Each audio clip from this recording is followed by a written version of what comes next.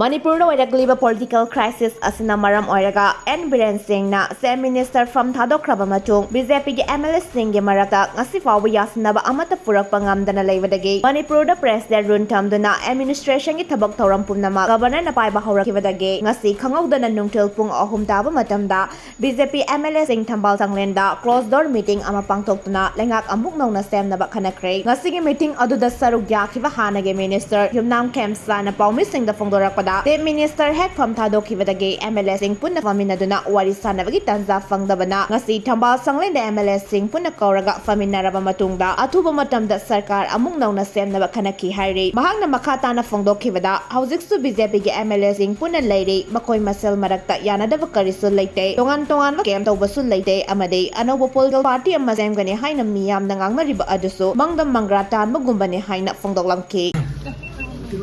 हालांकि अखोई former chief minister ना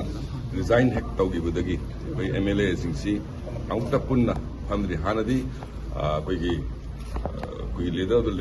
लेजिस्लेचर लेनिंगददी एनी इश्यूज अखोई फमगा पुन्ना खन्नमिनबनी बट रिजाइन तौगिबदगी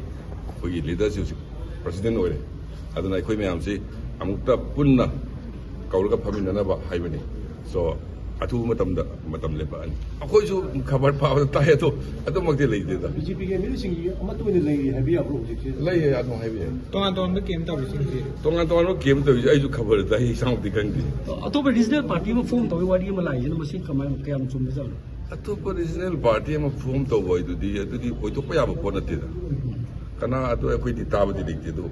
कना को न खलम यावरगदि मदु कोइ मंगद मंगरा दानुजा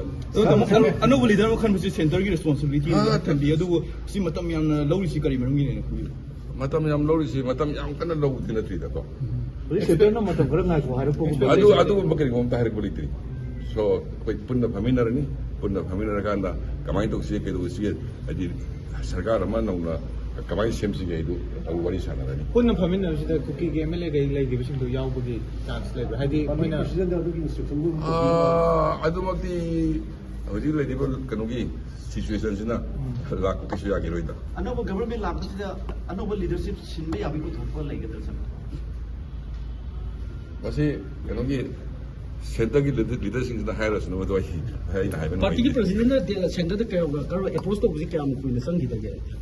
अदुसु अखोय हें खनर कांदा हायरगे ओके थैंक यू